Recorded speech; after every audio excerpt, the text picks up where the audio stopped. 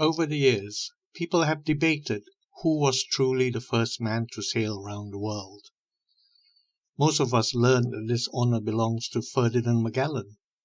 He led an expedition of 5 ships and over 270 men from Spain in 1519, sailing westward. They reached the Philippines, but Magellan never returned. He was killed there. Some say the honor should go to Sebastian del Cano, a former mutineer who took command of the last surviving ship, the Victoria. He and 17 men limped back to Spain in 1522.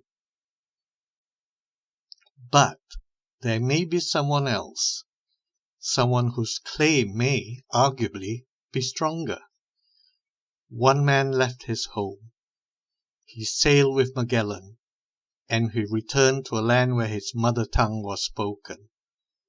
That man was a Malay, Magellan's trusted interpreter and guide. His name was Enrique of Melaka, or Henry the Black. This is his story.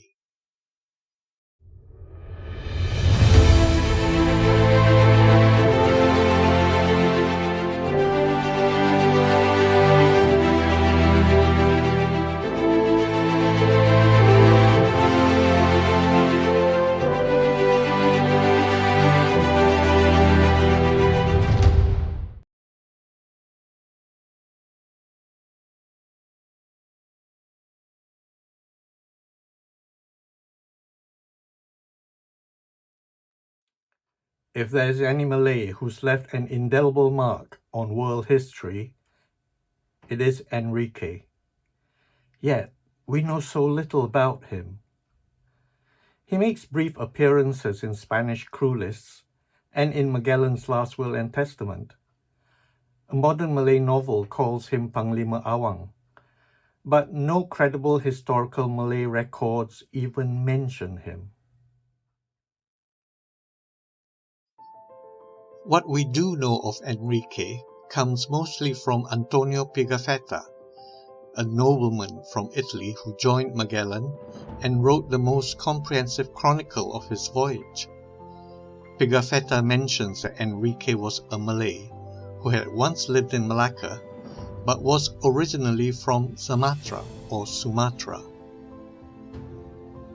In 1509, Magellan sailed with the Portuguese fleet led by Diogo Lopes de Sequeira, which sailed into Malacca on September 1, 1509, the first European contact with the Malay Peninsula. He later took part in the Portuguese capture of Malacca in 1511. It was likely then that he acquired a young Malay, whom he named Enrique. Enrique may have been about 18 at this time. 8 years later, Magellan's will and testament described him as being about 26 years old. The same will refers to him specifically as a captured slave, suggesting he may have been among the city's defenders taken prisoner during the final Portuguese assault. Prisoners were often treated as spoils of war and made into servants or given as booty. But Enrique may have already been in servitude before he was captured by the Portuguese. At the time, the city had thousands of slaves belonging to wealthy merchants and Malay nobles. Portuguese records note that Sultan Mahmud of Malacca alone owned over 3,000 hambaraja, or royal slaves, many of them captured during military campaigns in Sumatra, which Pigafetta records as Enrique's birthplace. As a multilingual servant, familiar with local customs, Enrique would have been an invaluable guide during Magellan's further travels through the East Indies. In 1512, Magellan returned to Lisbon, but he soon left the service of the Portuguese king and offered his expertise to King Charles I of Spain in 1517. Magellan presented a daring plan to reach the Spice Islands by sailing westward, thus avoiding Portuguese-controlled routes. It is said that Enrique was presented to the Spanish king to demonstrate that Magellan already had at his side a man with the language and local knowledge needed to succeed. The Spanish king approved the plan. Magellan was granted 5 ships: San Antonio, Concepcion, Victoria, Santiago, and his flagship Trinidad, with a combined crew of over 270 men. They set sail on September 20th, 1519, embarking on what would become one of the greatest voyages in history, a feat comparable to mankind landing on the moon 450 years later. Throughout this time, Enrique appears to have been a loyal and capable servant, and perhaps even a trusted companion. Magellan's last will and testament declared that, upon his death, Enrique shall be free and relieved of every obligation and subjection, that he may act as he desires and thinks fit. He even left Enrique a sum of money for his support.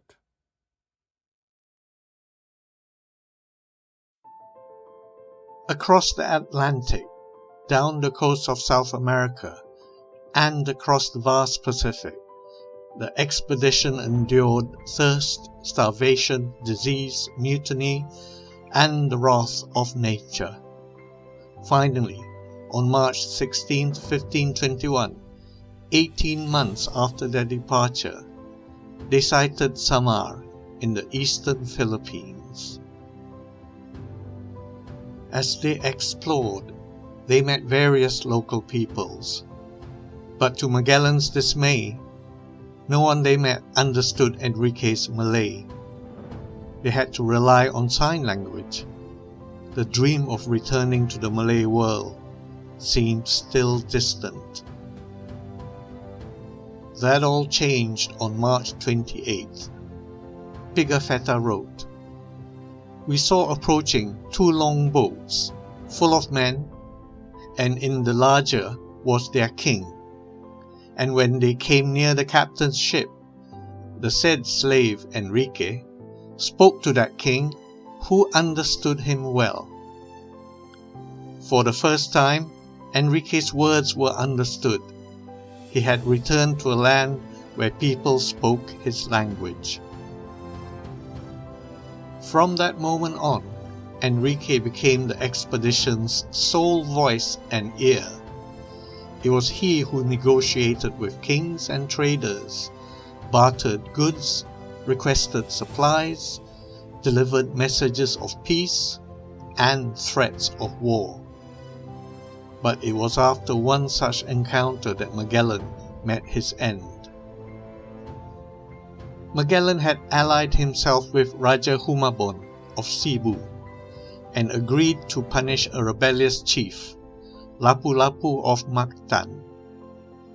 On April 27, 1521, Magellan led an attack with 60 men armed with muskets, crossbows, and swords, against 1,500 native warriors wielding spears and poisoned arrows.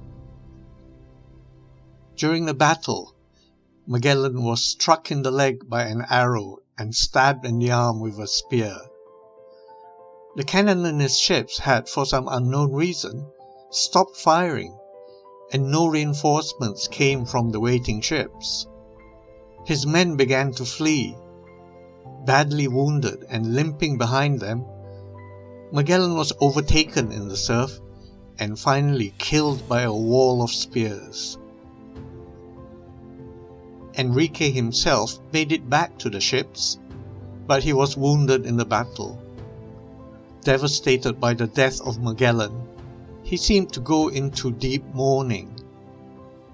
Pigafetta writes that he no longer went ashore to do necessary business, but was always wrapped in a blanket.